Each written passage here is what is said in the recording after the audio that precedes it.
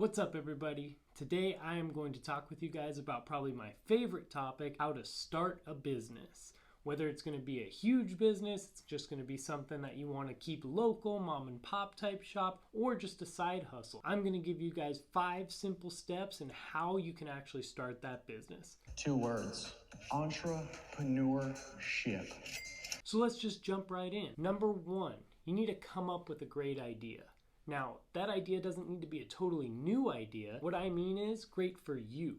So think about 3 basic things in this first step. Number 1, what are you great at? Literally great. Like, what is it that you've always been better than other people? Where maybe you might get compliments on it. This is not the time to be humble about anything. This is the time where you need to just think, okay, what am I actually super good at? What have I been told I've been good at? That's what I need to focus on for right now. Number 2 on this step, what is it that you would do even if you wouldn't get paid? For me, it all started with some type of health and fitness. Whether it be playing sports or intramurals or something with friends or just lifting weights or having a group of people together to lift weights and like compete, that was always something that I just loved to do, whether I was getting paid or not getting paid. And then number 3 on this first step, what is something bigger than just profit alone that your business might be able to contribute to? Like, for example, Patagonia, they obviously have the environment as their bigger mission.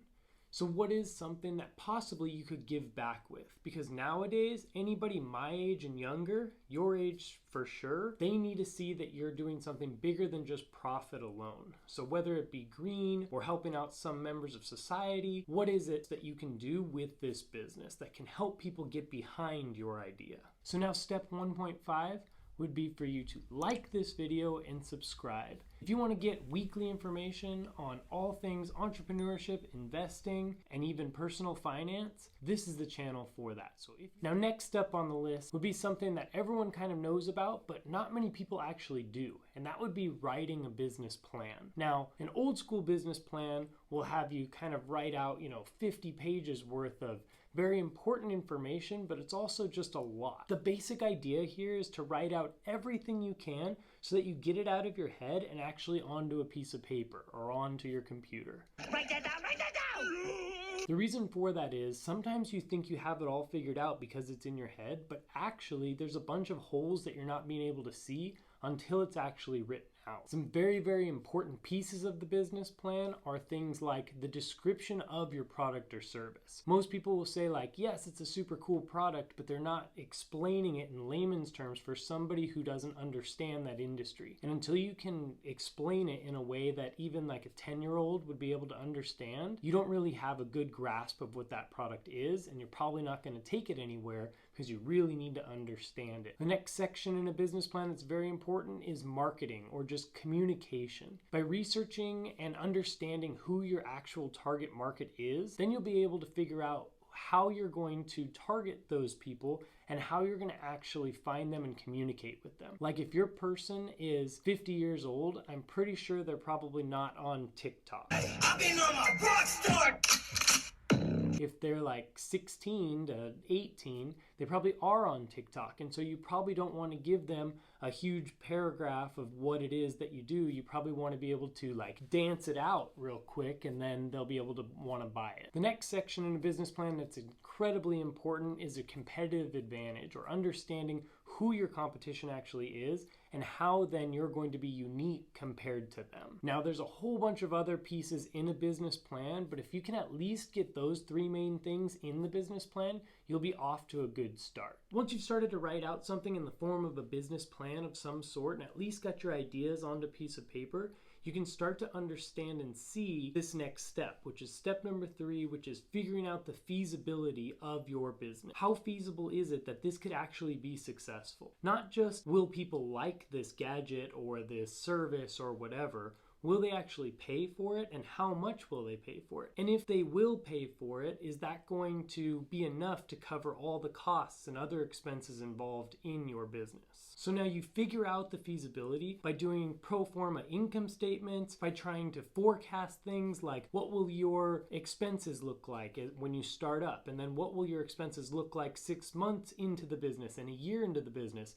How will it look when you grow? Will you be paying employees wages or will you be doing everything yourself? How much cash do you need on hand? So figuring out your expenses ahead of time, and then also figuring out about how much you think that you'll make in your first month and in your second month and third month. Trying to figure out how much profit will come in, usually how much negative you're gonna be at the beginning, which is totally fine because you're growing. But we need to know these things because that'll help us understand how feasible this business is and what it'll look like as far as startup capital. And that leads us to which then leads us to number 4, which is what funding possibilities are there? This is something that is usually where a lot of entrepreneurs or aspiring entrepreneurs get hung up on because the money part of it is frustrating for some people. Most of us don't just have 6 figures sitting in the bank and then we can just go and play with it whenever we want. So think about how you can get that money. A lot of first-time entrepreneurs get money through friends and family, either in gifts or taking a loan from friends and family. You're not seeing the big picture, Grandma. It's a dating app mixed with Uber. It's called Fender. The reason for that is because it's very, very tough for a young entrepreneur who doesn't have much of a background, doesn't have much collateral usually, to be able to go into a bank or any type of business to ask for $50,000 because they're going to look at you and they're going to say, that's kind of risky for us. I don't know if I want to give you that money. You don't really have any credibility. You haven't really done very much. I admire your passion, but probably not. And that's exactly what I was told when I was about 19, when I was starting my first business. I needed a little over $150,000 and no banks would give me a loan. No businesses would give me a loan. Even hard money lenders didn't want to give me a loan because it was just too risky. I hadn't done anything. I didn't have very much money. I couldn't really do anything other than tell them, I promise you I'll pay you back. So what I had to do was I had to figure out creative funding. So what I did was I bet on myself. I was buying this store from someone else. And so to that person, I told them, look, I'm going to buy this store from you for that $150,000. But I'm just gonna give you $2,500 a month until I pay you all the way back. And if I miss 2 consecutive payments of $2,500 a month, then you can just take the store back free and clear, even if I had already paid back like $120,000. So of course, he was definitely down with that deal. And it was pretty much the only deal I could do, so it just worked out for both of us. And the thing was that I knew that I could crush that thing, and I knew already because I had worked there as a manager, I had done my research, I knew the industry, I knew everything about it, and I had written out a business plan, and I had some prior schooling from business school and understood this type of stuff. So sometimes you just need creative funding to be able to get you started. Now, while doing step 4, you should probably already be starting and doing this next step, which is step number 5, which is my favorite and probably the most important step, and that is to start the feedback loop.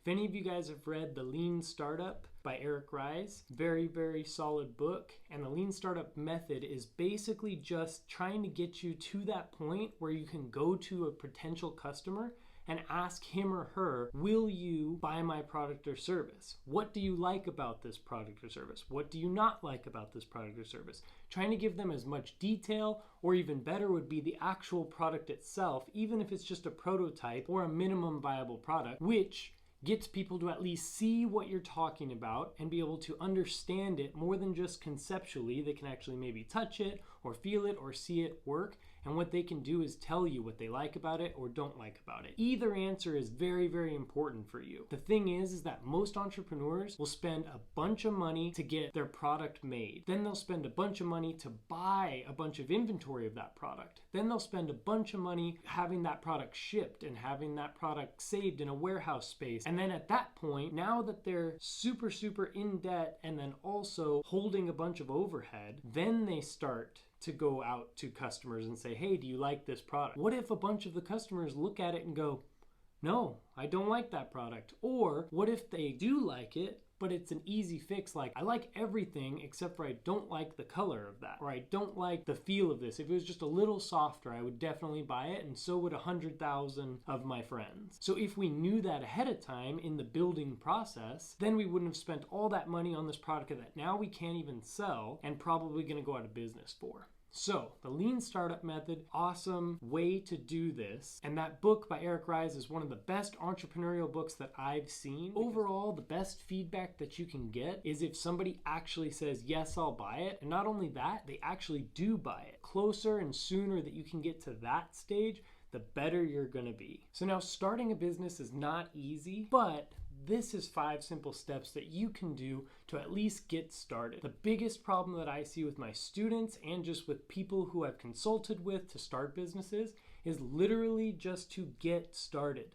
A lot of people have awesome ideas. A lot of people have some of the funding or they have some of the skills required. Putting everything together and actually getting going and pushing through that first barrier is where the magic is made. So now to recap, we got 5 simple steps to starting a business. Number 1 is to come up with that idea. Flesh it out as much as possible. Figure it out what's best for you that you know you can do. And then step number 2 would be just to write all that out. Write down as much as you can. Try to figure out as much as you can and put it down on a piece of paper so that you can read it and look through it to find the holes. Number 3 is to figure out the feasibility, figure out any costs involved, and then what type of forecast you may see with this business, especially at the startup and within its first year. Step number 4 would be figuring out the funding possibilities for that you just figured out through step number 3. Do you need $5,000? Do you need $50,000? Do you need $100,000? That'll really determine who it is that you talk to and how serious you need to be in your pitch and the way that you go about trying to find that funding. 5th, and most importantly, in my opinion, is to start that feedback loop. If nothing else, it helps you start to pitch your product. It helps you be able to start selling before you even have a product possibly, but it gets people on board. What if people are super, super excited and they join like a waiting list, or you get their emails and you can start sending newsletters out and just building that hype. Whatever you can do to make it so that people are ready to buy as soon as you're ready to sell, that's how you win.